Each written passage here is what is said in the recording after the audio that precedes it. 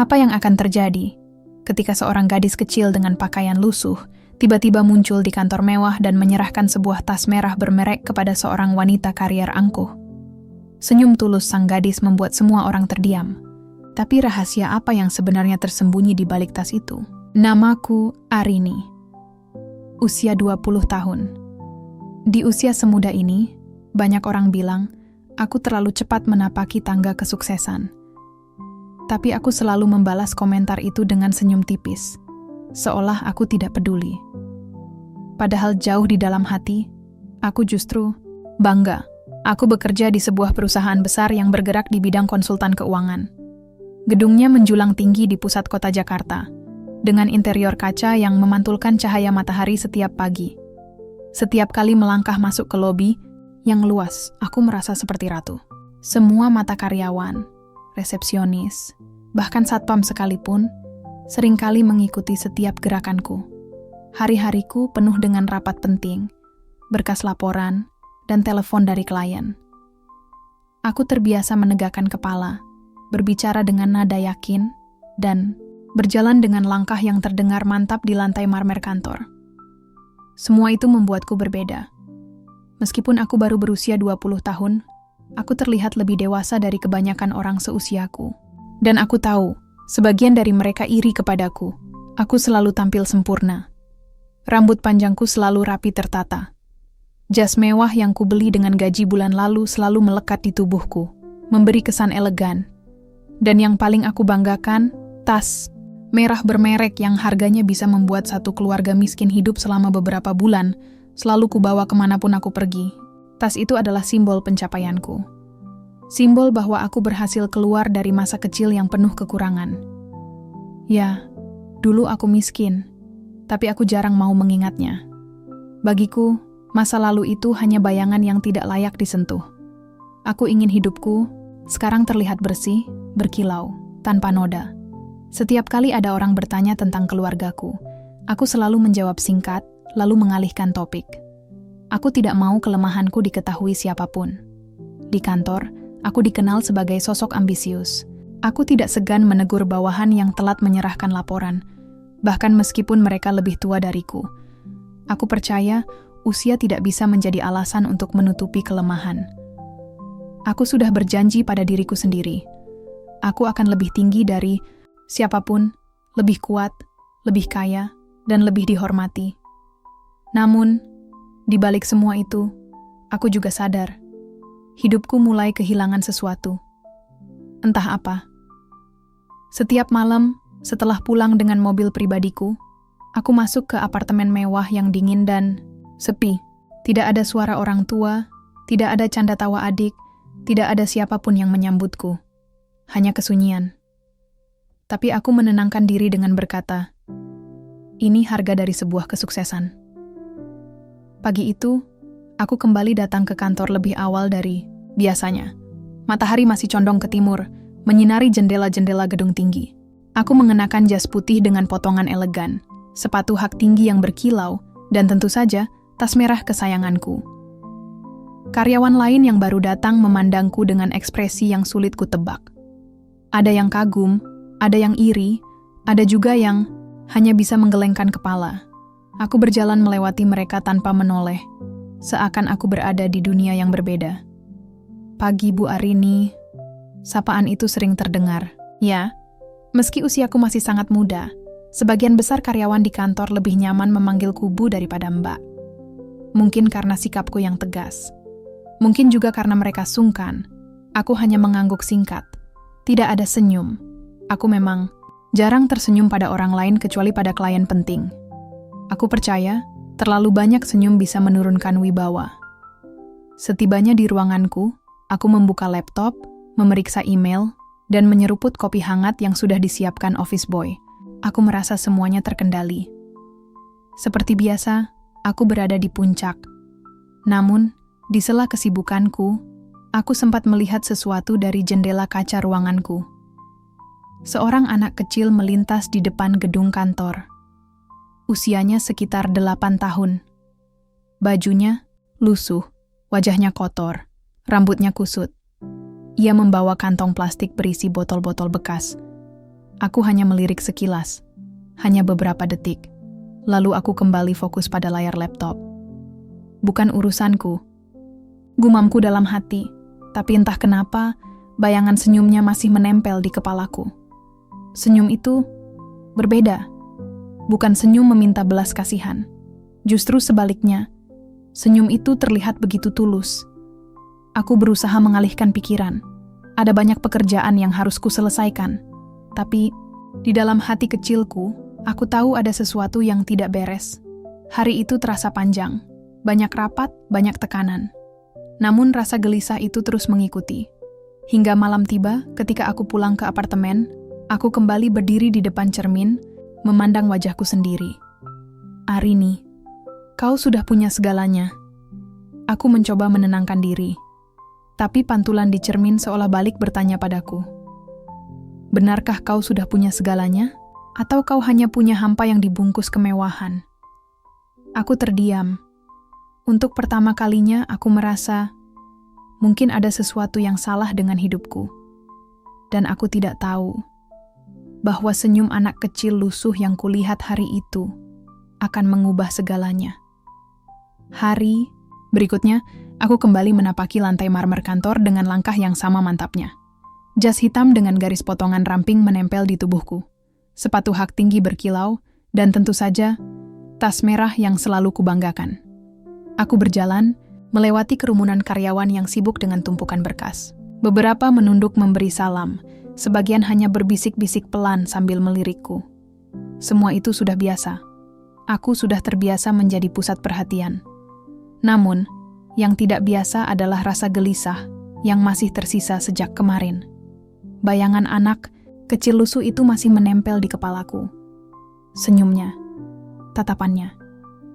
Wajah kotor yang kontras dengan ketulusan yang entah kenapa sulit kulupakan. Aku mencoba menepisnya dengan sibuk bekerja. Email demi email ku balas. Telepon dari klien ku terima dengan suara percaya diri, dan rapat ku selesaikan dengan tegas. Tapi sesekali, lamunanku buyar oleh pertanyaan yang muncul di dalam hati. Kenapa anak itu tersenyum begitu tulus padahal hidupnya jelas sulit? Sore harinya, saat aku turun ke lobi untuk menemui klien, langkahku terhenti. Dari balik kaca besar, aku melihat sosok yang sama. Anak kecil itu. Ia duduk di trotoar, memeluk sebuah kantong plastik yang tampak lebih berat dari tubuhnya sendiri. Bajunya masih sama lusuh, wajahnya tetap kotor, namun senyumnya lagi-lagi terlihat jelas. Ia menatap orang-orang yang lalu lalang dengan tatapan polos, seolah dunia yang keras ini tak pernah berhasil merenggut ketulusan dari hatinya. Aku berdiri mematung, tidak tahu harus berbuat apa. Bu Arini, klien sudah menunggu. Suara sekretarisku membuyarkan lamunan. Aku mengangguk cepat, lalu melangkah masuk ke ruang meeting. Tapi sepanjang pertemuan itu, pikiranku tak sepenuhnya fokus. Aku menjelaskan data, menjawab pertanyaan, bahkan sempat membuat lelucon kecil yang membuat klien tertawa. Dari luar, aku tetap terlihat sempurna. Namun dari dalam, hatiku bergetar. Setelah pertemuan usai, aku kembali menatap keluar kaca. Anak itu sudah tidak ada. Entah mengapa, aku merasa kehilangan. Malamnya, saat aku dalam perjalanan pulang, mobilku berhenti sebentar karena lampu merah. Dari jendela, aku melihat lagi pemandangan yang membuat nafasku tercekat. Anak itu, ia sedang mengais sisa makanan dari tong sampah di pinggir jalan. Dengan kedua tangan kecilnya yang kotor, ia mengambil sepotong roti yang sudah jatuh. Wajahnya tetap tersenyum, seolah menemukan harta karun. Aku membeku. Tanganku hampir menyentuh tombol kaca mobil untuk menurunkannya. Hampir. Tapi aku urungkan. Lampu hijau menyala. Mobilku melaju, meninggalkan sosok kecil itu di belakang. Aku menggenggam erat setir, mencoba menenangkan detak jantungku. Ada sesuatu di dalam diriku yang bergolak. Antara rasa iba, rasa kagum, dan rasa malu. Malu, karena aku yang punya segalanya. Uang, pakaian, makanan lezat, apartemen mewah, justru sering mengeluh.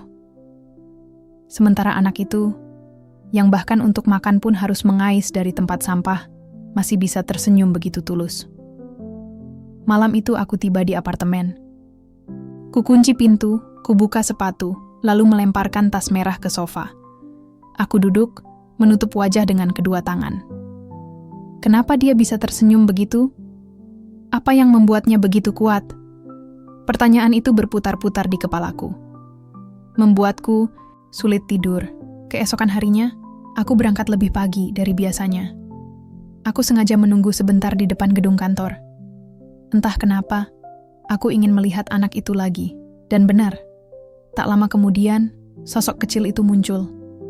Ia berjalan sambil membawa kantong plastik berisi botol bekas. Rambutnya masih kusut, wajahnya masih kotor, tapi langkahnya ringan. Senyumnya tetap ada. Aku memperhatikannya dari jauh. Lalu sesuatu terjadi. Salah satu botol di kantongnya jatuh. Botol itu bergulir hingga ke dekat kakiku. Aku membungkuk, mengambilnya. Anak itu menatapku. Dan untuk pertama kalinya, aku benar-benar melihat matanya dari dekat. Mata yang jernih, polos, tanpa beban kebencian sedikit pun.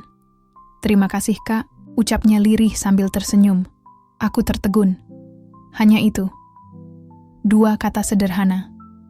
Tapi, rasanya bagai petir yang menyambar hatiku.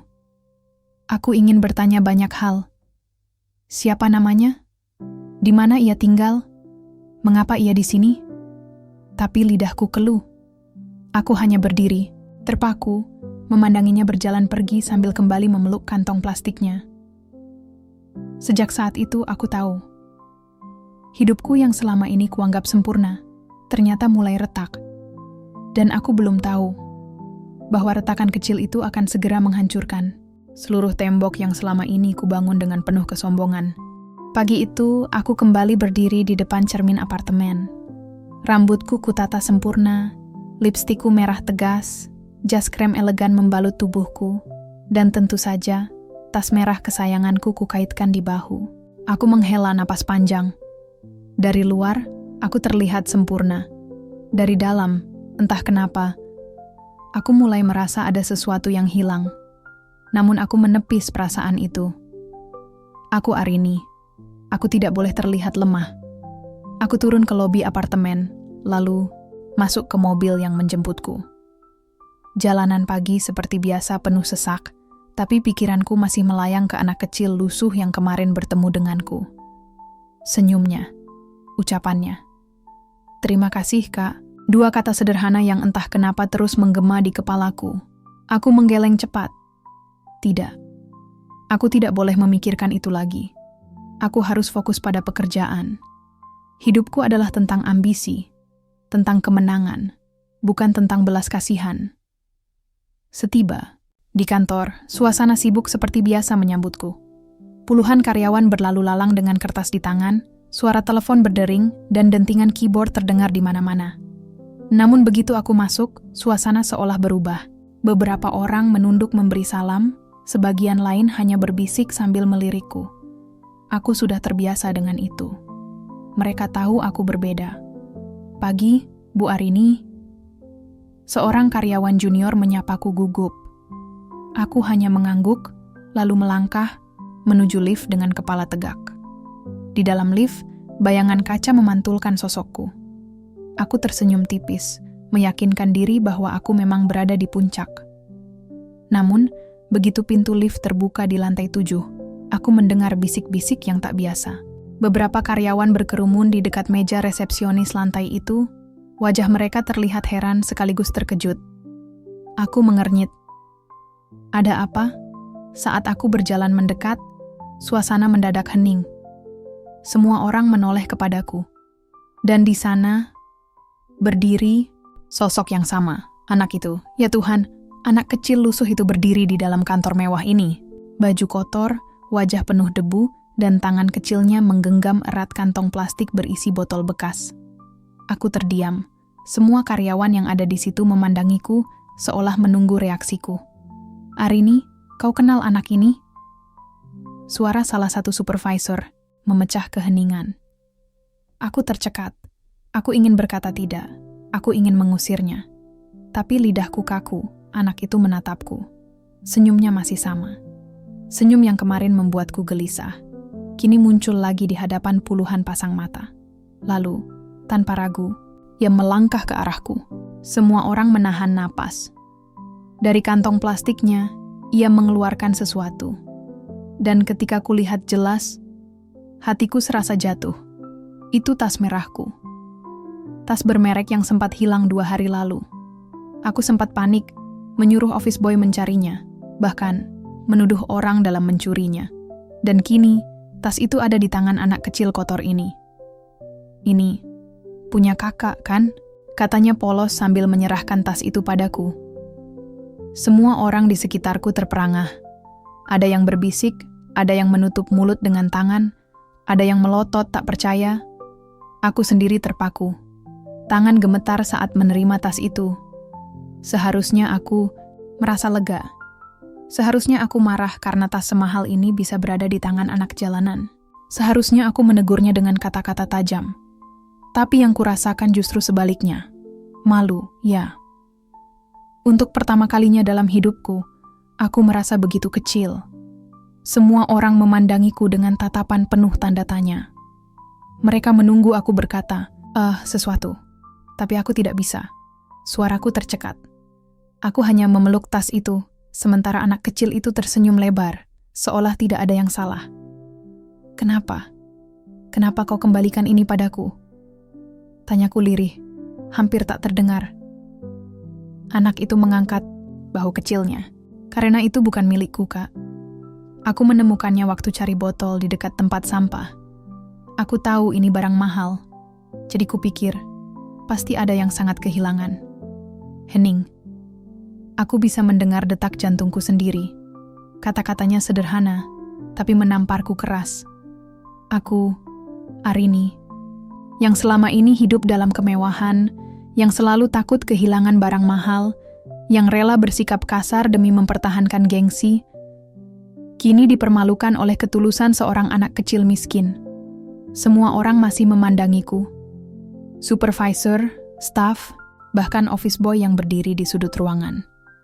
Wajah mereka bercampur antara kaget, kagum, dan bingung. Aku menunduk. Untuk pertama kalinya, aku tidak sanggup menegakkan kepala. Anak itu masih berdiri di depanku. Senyumnya tulus, matanya jernih, seolah ia tidak sadar bahwa ia baru saja mengubah sesuatu dalam diriku. Aku menggenggam erat tas merah itu. Tapi entah kenapa, rasanya tidak lagi seberharga kemarin. Yang lebih berharga adalah tangan kecil itu. Senyum itu, ketulusan itu.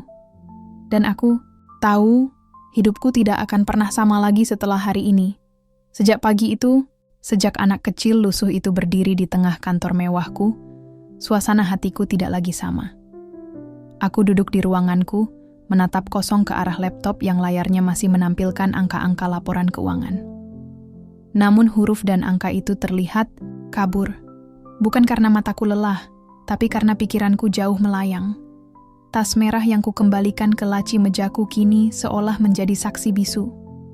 Biasanya, aku akan menaruhnya dengan bangga di atas meja, agar semua orang melihat dan mengagumi, tapi tidak hari ini. Aku justru menyembunyikannya. Seakan tas itu sudah kehilangan nilainya. Bukan tasnya yang membuatku gelisah, tapi tangan kecil yang menyerahkannya. Senyum yang tak seharusnya kutemui di tempat seperti ini. Senyum yang membuat semua ambisiku terasa begitu murahan. Aku masih bisa merasakan detik-detik ketika anak itu berdiri di hadapan puluhan karyawan, menyerahkan barangku dengan polos. Semua orang melihatku. Mereka terkejut, bahkan kagum. Tapi aku justru malu. Malu karena tas yang kuanggap lambang kebanggaan ternyata kembali ke tanganku melalui anak kecil yang bahkan tidak punya sepatu untuk melindungi kakinya. Aku menunduk, menggenggam ujung meja. Nafasku terasa berat. Kenapa dia harus muncul di hidupku? Kenapa harus aku yang menerima tas itu darinya? Beberapa ketukan di pintu membuatku tersadar. Masuk, ucapku cepat, meski suaraku masih bergetar. Seorang staf masuk, membawa beberapa berkas. Bu Arini, ini laporan penjualan minggu ini. Aku mengambil berkas itu dengan wajah datar. Taruh di meja, nanti saya cek. Ia mengangguk, lalu melangkah pergi. Tapi sebelum pintu menutup, Aku sempat melihatnya menoleh sekilas ke arah tas merah di laci yang terbuka. Wajahnya terlihat berbeda. Ada semacam rasa kagum, sekaligus heran. Aku buru-buru menutup laci itu, seolah menyembunyikan aib. Siang hari, saat aku berjalan menuju ruang rapat, bisik-bisik mulai terdengar. "Itu anak kecil tadi siapa ya? Hebat banget dia bisa jujur begitu." Katanya, dia menemukan tas Bu Arini di jalan. Bayangkan, kalau anak lain mungkin sudah dijual. Luar biasa ya, anak sekecil itu bisa sejujur itu. Aku mendengar jelas. Bisikan itu menyebar di antara karyawan. Mereka bukan sedang menjelekkan aku. Tidak, tapi lebih buruk dari itu. Mereka sedang membandingkan aku dengan seorang anak kecil. Aku melangkah lebih cepat, menahan rasa panas di dada. Rasanya seluruh wibawaku runtuh. Rapat berjalan. Seperti biasa, aku menjelaskan rencana proyek baru, menegur staf yang telat menyerahkan data, dan memastikan semua target bisa dicapai. Dari luar, aku tampak tenang. Tapi dari dalam, pikiranku terus diganggu oleh satu hal. Senyum itu. Senyum anak kecil lusuh yang menatapku seolah berkata, "Aku tidak butuh barang mewahmu, Kak. Aku hanya ingin berbuat benar." Aku menggigit bibir. Suara-suara di rapat terdengar sayup-sayup, semakin jauh. Jantungku berdegup kencang. Setelah rapat selesai, aku kembali ke ruanganku. Kututup pintu rapat dengan keras, lalu bersandar di baliknya. Apa yang sedang terjadi? Padaku? Bisikku lirih. Selama ini, aku selalu yakin dengan langkahku. Hidupku jelas. Bekerja keras, naik jabatan, hidup mewah, dihormati banyak orang. Itu saja. Tapi sekarang, semua jadi kabur. Sebuah pertanyaan menghantui. Apakah semua yang kuanggap berharga selama ini benar-benar berharga? Malamnya, aku pulang lebih awal. Jalanan Jakarta masih ramai, tapi aku memilih diam di kursi belakang mobil. Sopirku mencoba mengajakku bicara, tapi aku hanya menjawab singkat. Begitu tiba di apartemen, aku langsung melemparkan jas dan sepatuku ke sofa. Lalu duduk di lantai, menatap kosong. Entah mengapa, aku teringat lagi momen ketika anak itu berkata, "Karena itu bukan milikku." "Kak!" Suara polos itu terus berputar-putar di kepalaku. Aku menutup telinga dengan kedua tangan, tapi percuma. Aku menghela napas panjang. Untuk pertama kalinya dalam hidupku, aku menangis. Air mata mengalir tanpa bisa kutahan. Aku, Arini, wanita muda, yang selalu menampilkan citra sempurna, menangis hanya karena seorang anak kecil lusuh dengan senyum tulus. Di tengah tangis itu, aku menatap tas merahku yang kini tergeletak di meja. Biasanya, melihatnya membuatku bangga. Tapi malam ini, melihat tas itu justru membuatku mual. Aku berdiri, mengambil tas itu, lalu meletakkannya di dalam lemari. Kututup pintunya rapat-rapat. Mulai hari ini, kau bukan lagi simbol kebanggaanku. Suara, itu lirih, nyaris tak terdengar. Tapi aku tahu, aku sedang berbicara pada diriku sendiri. Namun aku juga sadar, ini baru permulaan. Karena semakin aku mencoba melupakan anak itu, semakin wajahnya muncul di kepalaku. Senyumnya, matanya, suaranya. Dan aku tahu cepat atau lambat aku harus bertemu dengannya lagi. Aku tak pernah menyangka kantor yang megah dengan lampu kristalnya yang berkilau itu bisa membuatku merasa sekecil ini. Lantai marmer yang licin, dinding kaca yang tinggi, dan orang-orang berpakaian rapi yang lalu lalang. Semua terasa asing bagiku. Sepatu mereka mengilap, berbeda dengan kakiku yang telanjang berbalut debu jalanan. Namun entah mengapa, langkahku terasa ringan. Seolah ada kekuatan yang menuntunku ke dalam gedung itu. Aku menggenggam erat sebuah tas merah yang baru saja kutemukan. Tas yang bahkan terlihat lebih indah daripada apapun yang pernah kulihat seumur hidupku. Tanganku gemetar. Bukan karena berat, tapi karena takut. Bagaimana jika mereka marah? Bagaimana jika aku dituduh mencuri? Pikiran-pikiran itu berputar di kepalaku, tapi senyum tetap bertahan di bibirku. Senyum yang sejak dulu diajarkan ibuku. Walau sakit, jangan berhenti tersenyum. Aku menatap sekeliling. Orang-orang mulai memperhatikanku. Beberapa berhenti berbicara, beberapa lagi menatapku dengan wajah heran. Aku tahu, mereka pasti berpikir, kenapa ada anak kecil kotor masuk ke kantor ini? Tapi aku tetap melangkah maju. Hingga akhirnya mataku bertemu dengan seorang wanita. Cantik sekali. Jasnya rapi, rambutnya tergerai halus. Wajahnya penuh percaya diri. Dari raut wajahnya, aku bisa menebak. Dialah pemilik tas ini. Aku mendekatinya. Nafasku tersengal, keringat dingin membasahi pelipis. Tanganku terulur, menyodorkan tas merah itu. Ini punyamu, Kak? Suaraku lirih, hampir tenggelam oleh detak jantungku sendiri. Wanita itu menoleh. Seketika, ekspresinya berubah. Dari dingin menjadi terkejut. Matanya membesar, bibirnya terkatup rapat. Semua orang di sekeliling kami ikut terdiam. Aku tersenyum, tulus, meski tubuhku bergetar. Senyum yang mungkin terlihat aneh di mata mereka. Tapi hanya itu yang bisa kuberikan. Dan di detik itu, aku melihat sesuatu di mata wanita itu. Seperti ada kilatan yang membuat hatiku ikut bergetar. Entah apa itu, aku tak tahu. Tapi aku bisa merasakannya. Di balik keangkuhannya, ada hati yang mulai terguncang. Aku tidak tahu apa yang sedang terjadi. Setelah menyerahkan tas merah itu, semua orang di ruangan ini terdiam. Suasana kantor yang tadinya riuh oleh suara telepon dan tawa kecil kini berubah hening. Rasanya aneh. Seolah semua mata hanya tertuju padaku. Wanita itu, yang kupanggil kakak tadi, masih terpaku. Tangannya gemetar saat menerima tas dari genggamanku. Wajahnya pucat, tapi matanya bergetar. Seakan ada sesuatu yang baru, saja runtuh di dalam dirinya. Aku, katanya terbata. Suaranya serak. Kamu, dari mana? Siapa yang menyuruhmu membawa ini? Aku menggeleng pelan. Tidak ada yang menyuruh. Aku hanya menemukannya di jalan. Aku pikir, ini penting untuk kakak. Beberapa karyawan saling berbisik. Ada yang tampak terkejut, ada pula yang menatapku dengan tatapan kasihan. Tapi tak sedikit juga yang sinis. Seolah tak percaya aku berkata jujur. Tiba-tiba, seorang pria berbadan besar, mungkin satpam kantor, melangkah maju. Suaranya keras dan dingin. Anak kecil, kamu benar-benar menemukannya? Jangan-jangan kamu yang... Cukup. Suara wanita itu tiba-tiba meninggi, memotong ucapan satpam. Semua orang langsung terdiam lagi. Dia tidak berbohong. Aku menunduk. Hatiku berdebar kencang, takut salah bicara. Wanita itu menatapku lama, lalu perlahan berjongkok agar sejajar denganku. Kenapa kamu mengembalikannya? Kamu bisa saja menjualnya. Tas ini sangat mahal.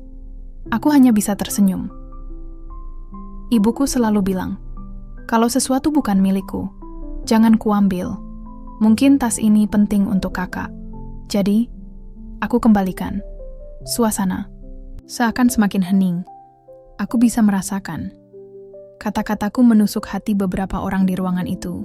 Ada yang menunduk, ada pula yang menghela napas berat.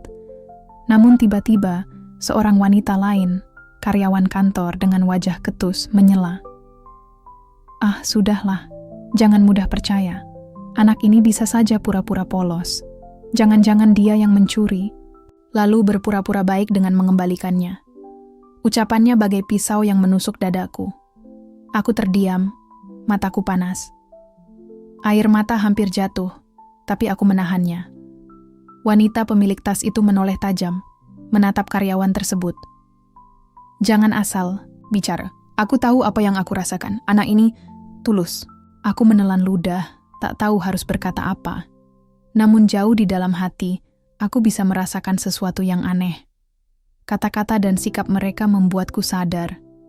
Di balik gedung tinggi, jas rapi, dan wajah percaya diri, ternyata banyak orang yang tidak percaya pada ketulusan. Dan disitulah aku melihatnya. Untuk pertama kalinya, wajah wanita pemilik tas itu benar-benar retak. Bukan retak karena marah, tapi karena dilema. Seolah ada tembok tinggi di hatinya yang mulai hancur sedikit demi sedikit. Pertanyaannya, apakah tembok itu akan runtuh sepenuhnya atau justru berdiri semakin kokoh setelah ini? Aku pikir setelah menyerahkan tas merah itu, semuanya akan selesai. Aku hanya ingin pulang. Tapi ternyata, justru dari sinilah semua masalah bermula. Wanita yang menerima tas itu masih menggenggamnya erat, seolah takut benda itu akan menghilang lagi. Namun, suasana kantor mulai ricuh. Bisikan-bisikan berubah menjadi suara yang terdengar jelas. Mana, ada anak jalanan nemu barang semahal itu? Pasti ada yang aneh. Jangan-jangan memang dia pelakunya. Atau, ada orang dewasa yang menyuruhnya, supaya dia terlihat polos. Kata-kata mereka menusuk telingaku. Dadaku panas, tanganku gemetar. Aku ingin berteriak bahwa aku tidak bohong, tapi suaraku seperti terkunci di tenggorokan. Lalu, pria satpam itu kembali maju. Wajahnya keras, matanya tajam. Anak kecil, jujur saja. Dari mana kamu dapat tas ini? Katakan siapa yang menyuruhmu. Aku menatapnya takut-takut. Aku benar-benar menemukannya di jalan. Omong kosong, bentaknya keras. Suaranya menggema di seluruh ruangan, membuat semua orang terkejut. Anak kecil sepertimu tidak mungkin tahu nilainya. Pasti ada orang lain di belakangmu. Aku menunduk. Air mataku menetes untuk pertama kalinya. Semua orang menatapku. Ada yang dengan kasihan, tapi lebih banyak lagi yang menatap curiga. Wanita pemilik tas itu tiba-tiba berdiri. Cukup, jangan salahkan dia. Aku tahu. Namun seorang pria dengan jas abu-abu, mungkin atasan di kantor ini, memotong ucapannya. Kamu terlalu naif. Dunia tidak sesederhana itu. Anak ini bisa saja bagian dari komplotan pencuri. Kita tidak boleh lengah. Apalagi tas itu berisi barang penting. Aku mendongak kaget. Barang penting? Apa maksudnya? Wanita itu terdiam. Tangannya gemetar memegang tas. Wajahnya pucat. Aku bisa melihat dia diliputi rasa bingung. Antara ingin membelaku atau ikut arus tuduhan yang semakin keras. Semua orang menunggu reaksinya. Kalau memang dia bukan apa-apa.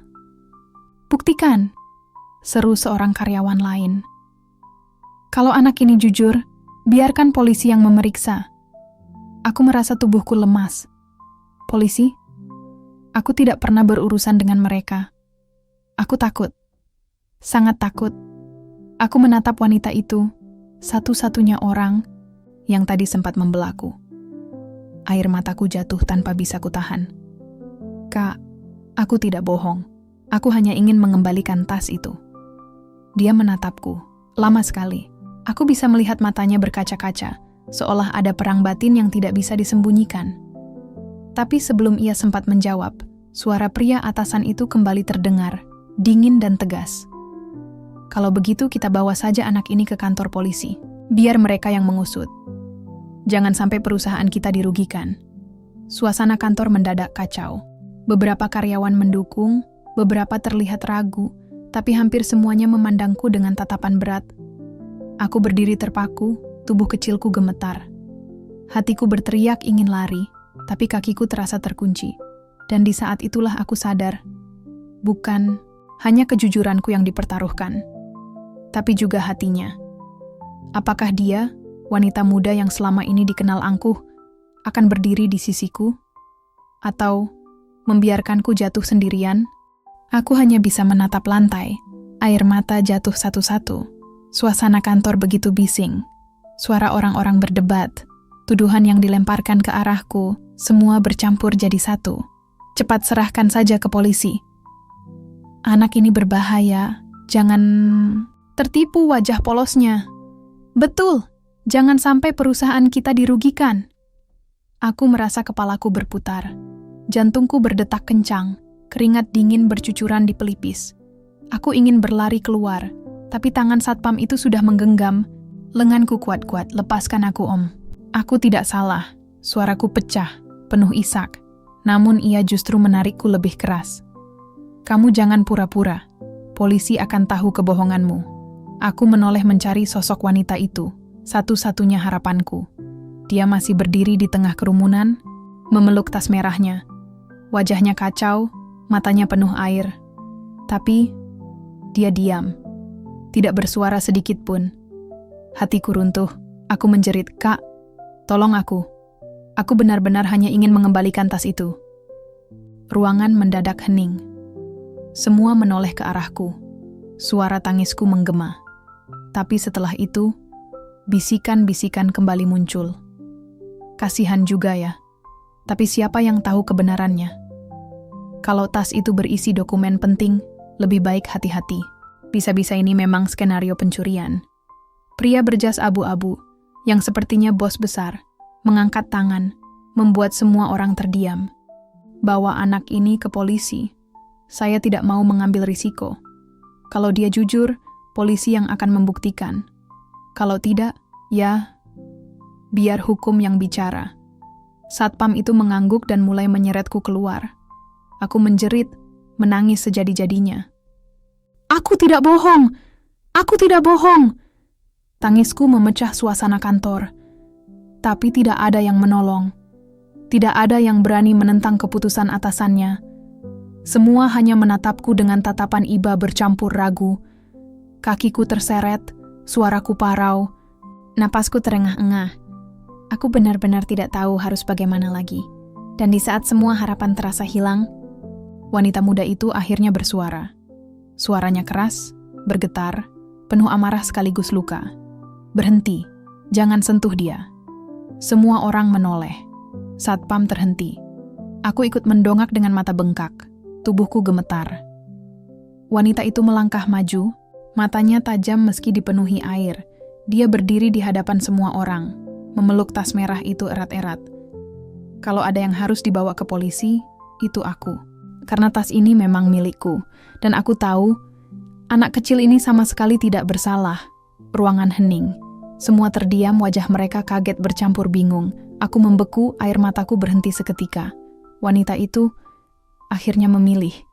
Tapi kata-kata selanjutnya membuat jantungku benar-benar berdegup kencang. Karena di dalam tas ini bukan hanya barang berharga. Ada sesuatu yang selama ini kusembunyikan. Dan aku tidak akan biarkan anak kecil ini jadi korban dari rahasia kotor hidupku. Semua mata kini tertuju pada wanita itu. Suaranya masih bergetar, tapi penuh ketegasan. Aku sudah diam terlalu lama.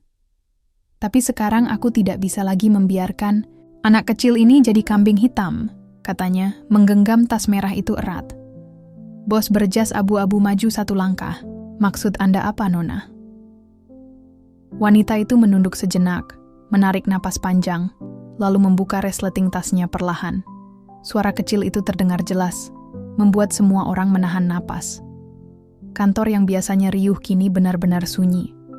Aku yang masih digenggam satpam ikut menatap penuh harap. Wanita itu mengangkat sesuatu dari dalam tas. Semua orang langsung berbisik-bisik. Sebuah map hitam tebal dengan cap merah besar bertuliskan rahasia perusahaan. Bos besar itu terkejut. "Dari mana kamu dapat itu?" Suaranya meninggi. Wanita itu menatapnya tajam. "Justru pertanyaan itu harusnya saya yang ajukan. Dokumen ini adalah bukti korupsi besar-besaran yang dilakukan oleh petinggi perusahaan ini. Termasuk Anda, Tuan." Suasana kantor meledak. "Apa? Tidak mungkin. Dia pasti berbohong." Aku menatap dengan mata melebar. Jadi, tas merah itu bukan hanya tas mahal biasa. Ada rahasia besar di dalamnya. Wanita itu melanjutkan.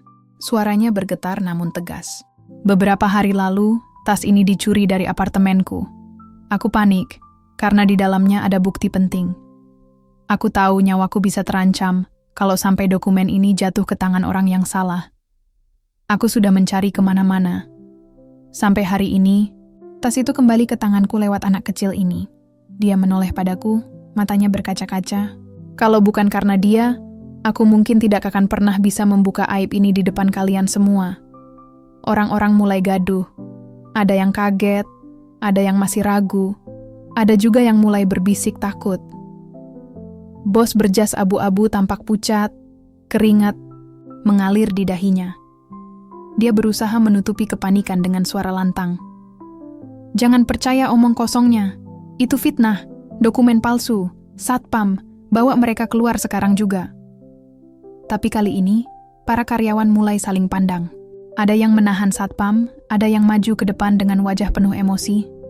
Kalau ini benar, berarti selama ini gaji kita yang dipotong, bonus yang hilang, semuanya karena ulah kalian, teriak seorang pria. "Dasar munafik," sahut yang lain. "Biar polisi yang memutuskan."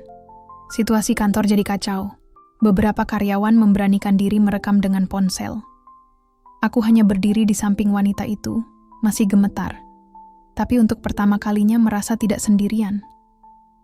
Wanita itu melindungiku, berdiri di depan semua orang, melawan kekuatan besar, dengan keberanian yang nyaris mustahil.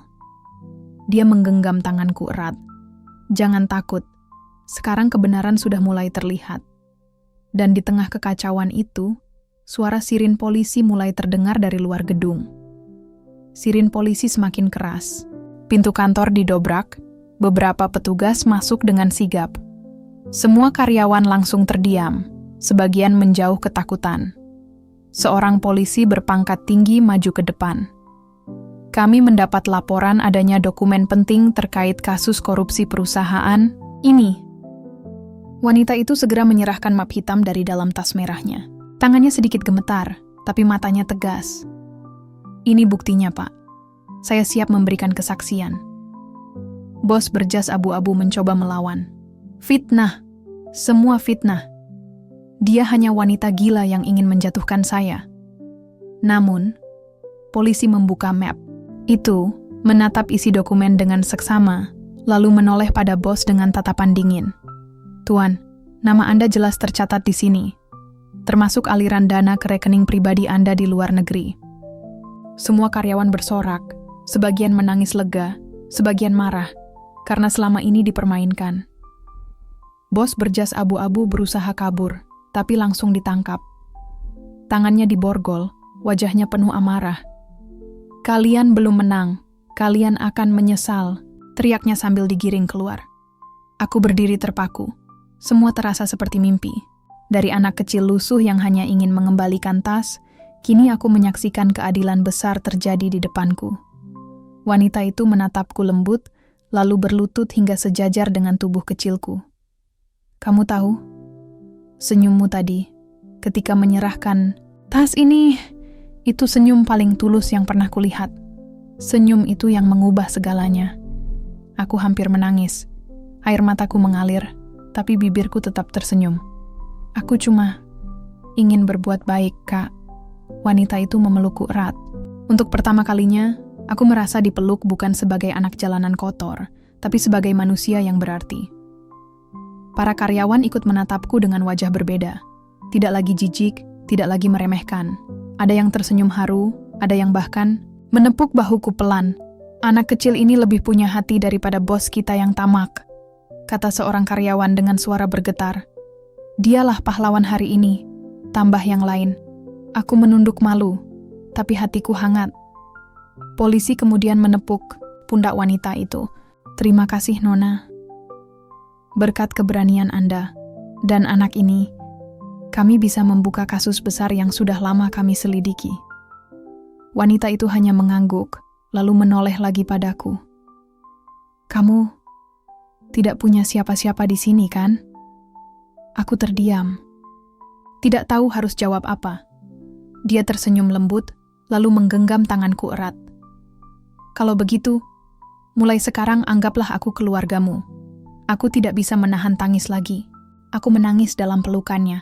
Di tengah kantor mewah yang tadi penuh ketegangan, kini berubah jadi saksi kehangatan baru. Dan untuk pertama kalinya, aku benar-benar merasa tidak sendirian di dunia ini. Hari-hari setelah kejadian itu terasa berbeda. Aku, seorang wanita yang dulu hanya mengejar kemewahan, kini harus belajar ulang arti hidup dari seorang anak kecil bernama Aisyah. Senyumnya yang tulus ketika menyerahkan tas merah itu seolah masih membekas di hatiku. Setiap kali aku mengingat matanya yang jernih, Aku merasa malu pada diriku sendiri. Aku yang punya segalanya ternyata kosong, sementara anak itu yang tak punya apa-apa justru penuh dengan ketulusan. Setelah kasus bos korupku terungkap dan semua orang tahu kebenarannya, kantor tempatku bekerja mengalami banyak perubahan. Beberapa atasan dipecat, termasuk orang yang selama ini aku kagumi hanya karena kekayaannya.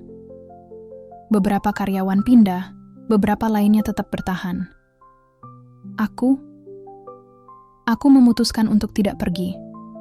Aku ingin membuktikan bahwa aku bisa bekerja dengan cara yang benar, tanpa menipu siapapun, tanpa mengorbankan harga diri. Namun, yang lebih penting dari semua itu adalah hadirnya Aisyah dalam hidupku. Anak kecil itu kini sering datang ke rumahku. Awalnya, ia hanya duduk diam, malu-malu, memeluk boneka kecil yang aku belikan. Tetapi lama-kelamaan, tawanya mulai memenuhi rumah yang selama ini sunyi. Rumah yang dulu penuh barang mewah, namun terasa dingin, kini terasa hangat hanya karena langkah kecilnya berlari di lantai marmer. Aku tidak pernah menyangka, seorang anak dari jalanan bisa membuatku merasa memiliki keluarga. Aku ingat malam pertama ia menginap di rumahku. Ia menatap sekeliling kamarku yang luas, lalu bertanya dengan polos, "Kak, kenapa kamar ini besar sekali tapi kosong?" Pertanyaan itu menusukku lebih dalam daripada semua hinaan yang pernah aku terima. Ya, kamar itu memang besar, tapi selalu sepi. Baru kali ini aku sadar, semua luasnya ruangan tidak ada artinya tanpa kehadiran orang yang kita cintai. Sejak saat itu, aku mulai membiasakan diri duduk di lantai bersamanya, makan dengan tangan, tertawa pada hal-hal kecil, dan belajar untuk tidak selalu sibuk dengan layar laptop. Aku yang dulu terbiasa makan malam di restoran mahal, kini lebih bahagia ketika makan nasi sederhana bersama Aisyah di dapurku. Rasanya jauh lebih nikmat, karena ada cerita dan tawa di antara suapan. Orang-orang di kantor awalnya memandangku aneh, beberapa bahkan bergosip. Katanya aku terlalu terbawa perasaan dengan anak itu. Tetapi aku tidak peduli. Mereka tidak pernah merasakan apa yang aku rasakan. Mereka tidak tahu bahwa anak kecil itu telah mengajarkan aku pelajaran yang tidak bisa dibeli dengan uang sebanyak apapun. Hari demi hari berlalu. Aisyah semakin dekat denganku. Ia mulai bercerita tentang masa lalunya, tentang ibunya yang sakit-sakitan, dan akhirnya pergi meninggalkannya. Ia bercerita sambil menahan tangis, tapi selalu mengakhirinya dengan kalimat yang membuatku terdiam. Tapi aku senang sekarang ada kakak. Setiap kali ia mengucapkannya, aku merasakan dadaku sesak. Aku yang dulu hanya mengejar status dan uang, kini merasa lebih berarti hanya karena dianggap keluarga oleh seorang anak yatim. Sampai suatu hari, kejadian tak terduga datang. Media mengetahui cerita tentang tas merah yang sempat menjadi bahan kehebohan di kantor. Mereka menulis tentang anak kecil miskin yang menyerahkan tas mewah dengan tulus. Cerita itu menyebar luas, bahkan menjadi viral. Orang-orang membicarakan tentang bagaimana sebuah ketulusan bisa mengubah hati seorang wanita karier angkuh. Banyak yang memujiku, tapi aku tahu semua itu bukan karena aku. Semua itu karena Aisyah. Aku memutuskan untuk bicara di depan kamera. Kalau ada yang perlu dipuji, kataku sambil menggenggam tangan kecil Aisyah, itu bukan saya, tapi anak ini. Dialah yang mengajarkan saya bahwa hidup bukan soal kemewahan, tapi soal hati. Sejak saat itu banyak orang datang membantu.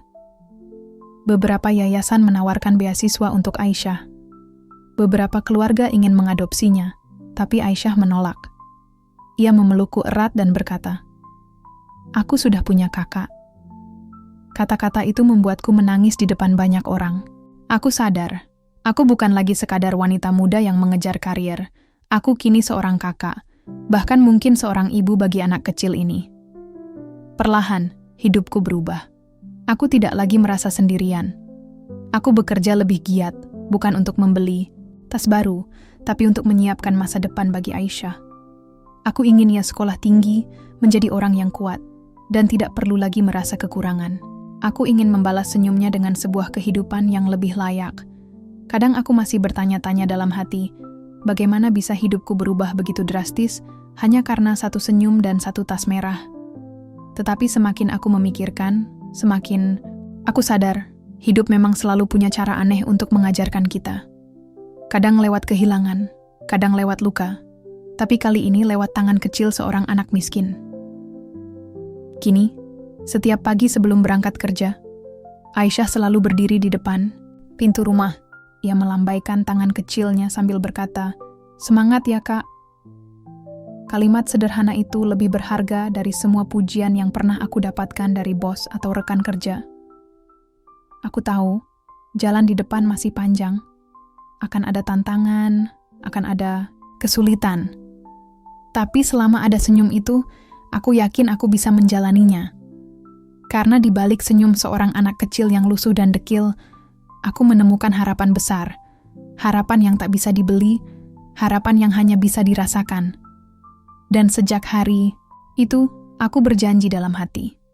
Aku tidak akan lagi mengejar kemewahan kosong. Aku akan mengejar arti hidup yang sebenarnya, bersama Aisyah. Aku tak pernah menyangka, senyum kecilku yang dulu hanya sekadar tanda syukur saat menyerahkan tas merah itu, kini menjadi cerita besar yang dibicarakan banyak orang. Awalnya hanya beberapa karyawan kantor yang menyaksikan. Tapi, tanpa kuduga, kisah itu menyebar keluar, terbawa dari mulut ke mulut, dari satu hati ke hati yang lain. Hari-hari berlalu, dan aku sering melihat orang asing menatapku dengan mata berkaca-kaca. Mereka bilang, itu anak kecil yang membuat banyak orang sadar bahwa kebahagiaan tak diukur dari apa yang kita miliki, tapi dari ketulusan yang kita beri. Aku bingung. Aku hanyalah anak kecil dengan pakaian lusuh. Aku tidak punya apa-apa. Aku hanya tahu, kalau ada sesuatu yang bukan milikku, maka aku harus mengembalikannya. Bukankah itu hal biasa? Tapi entah mengapa, orang-orang justru menganggapnya luar biasa. Wanita itu, kakak yang sekarang selalu menemaniku, mendekapku erat suatu malam. Ia berkata lirih, "Kau yang mengajariku arti hidup. Dari senyummu, aku belajar bahwa dunia ini tak melulu tentang uang, pangkat, atau kemewahan. Dunia butuh hati yang tulus, seperti hatimu." Aku tak bisa menahan air mata. Aku memeluknya balik dengan tubuh kecilku. Dalam pelukannya aku merasa aman, seolah aku benar-benar punya keluarga. Keesokan harinya, sebuah kejutan besar datang. Kami diundang ke sebuah acara di mana banyak orang penting hadir. Aku, anak kecil yang dulu dianggap remeh, kini berdiri di atas panggung bersama wanita itu. Lampu sorot menyoroti kami, dan ratusan pasang mata menatap penuh haru. Wanita itu menggenggam tanganku, lalu berkata di depan semua orang, "Aku dulu hidup untuk mengejar kemewahan, sampai lupa siapa diriku. Tapi anak kecil ini mengingatkanku bahwa ketulusan lebih berharga dari apapun." Ia memberiku tas merah, dan aku memberinya tempat di hatiku. Suara tepuk tangan bergemuruh, memenuhi ruangan. Tapi di tengah semua keramaian itu, aku hanya tersenyum. Bukan karena bangga, bukan karena merasa hebat. Aku hanya merasa bahagia karena akhirnya aku tak lagi sendirian. Malam itu aku berjanji dalam hati. Jika senyumku bisa mengubah hidup seorang wanita, maka aku ingin terus tersenyum agar lebih banyak hati bisa tergerak.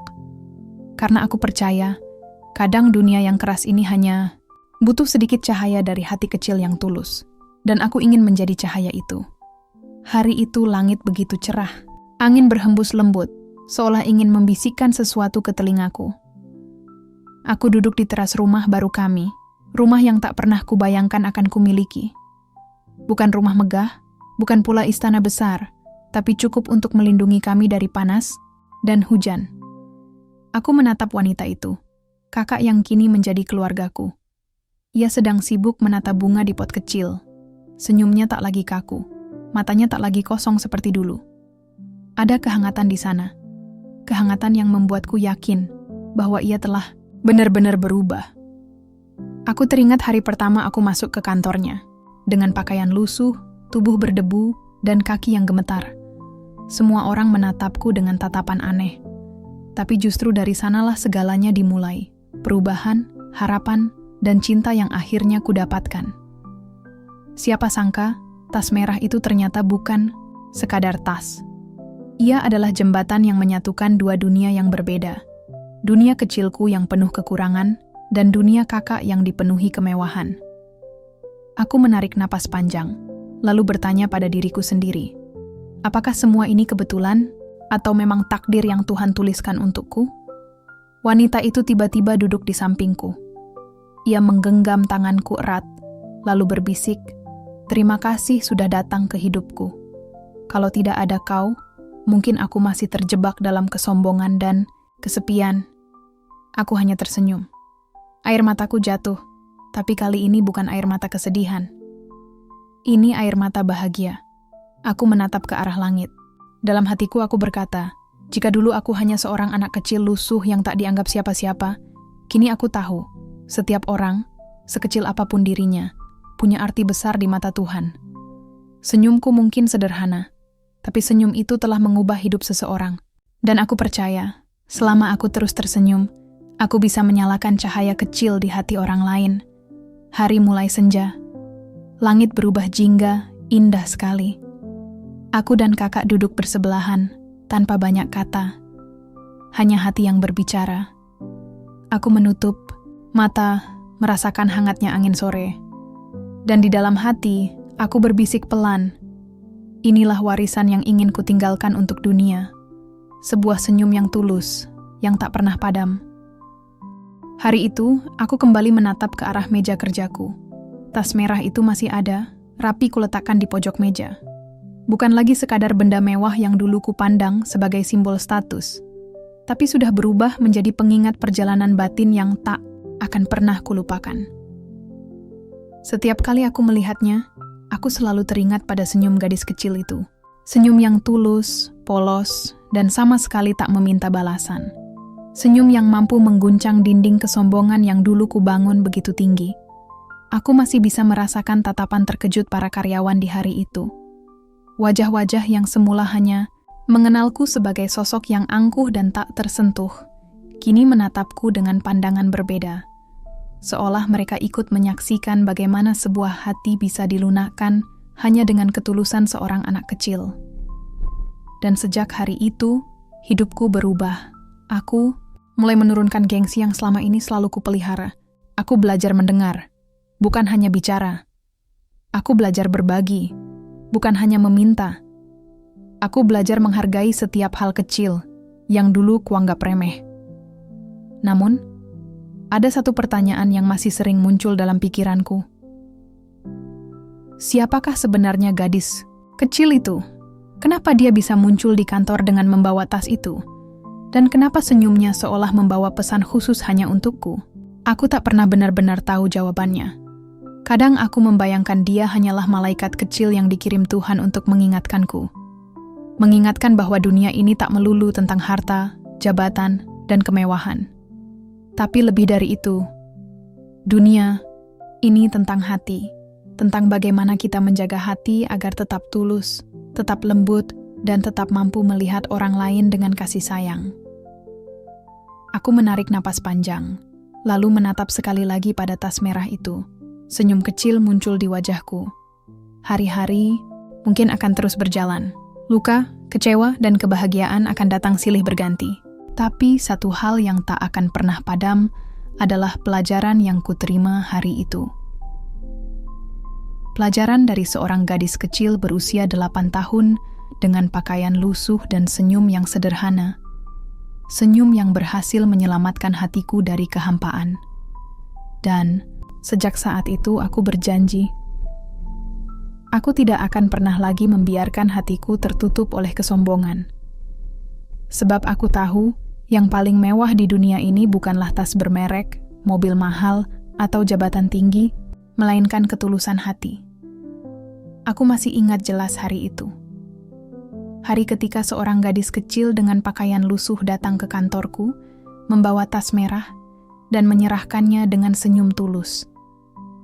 Adegan sederhana itu mengubah segalanya. Banyak orang mungkin tak akan percaya kalau hanya dengan sebuah senyuman, hidup seseorang bisa berbalik arah, tapi aku adalah buktinya. Dulu, aku mengejar dunia tanpa pernah berhenti. Aku mengukur kebahagiaan dari tas bermerek, sepatu mahal, hingga angka di rekening. Aku menutup telinga dari nasihat, menutup mata dari penderitaan orang lain, dan menutup hati dari ketulusan. Tapi gadis kecil itu, dengan segala kekurangannya, justru menunjukkan padaku apa itu arti kekayaan yang sesungguhnya. Kekayaan bukan soal seberapa banyak yang kita punya, tapi seberapa besar hati kita bisa memberi. Bukan soal berapa harga tas yang kita genggam, tapi seberapa tulus tangan kita mau mengulurkan bantuan. Sejak hari itu, aku mulai melangkah dengan cara berbeda. Aku tak lagi berjalan dengan kepala mendongak, tapi dengan hati yang siap merendah. Aku tak lagi berbicara dengan nada tinggi, tapi dengan telinga yang mau mendengar. Dan yang terpenting, aku belajar bahwa setiap orang yang hadir dalam hidup kita membawa pesan. Ada yang datang untuk menguji kesabaran, ada yang hadir untuk menumbuhkan rasa syukur, dan ada pula, seperti gadis kecil itu, yang datang hanya untuk menyelamatkan hati kita dari kehampaan. Kini, setiap kali aku merasa lelah mengejar dunia, aku selalu kembali mengingat senyum itu. Senyum seorang anak kecil yang tak pernah kutemui lagi setelah hari itu. Mungkin dia hanya melintas sebentar dalam hidupku. Tapi bekas langkahnya abadi di hatiku. Aku tersenyum pelan, menutup buku catatanku, lalu berbisik pada diri sendiri. Terima kasih, Nak, untuk pelajaran yang kau beri. Semoga aku bisa menjaga hati ini tetap tulus, sebagaimana tulusnya senyum darimu. Dan aku tahu, sejak hari itu, aku bukan lagi orang yang sama.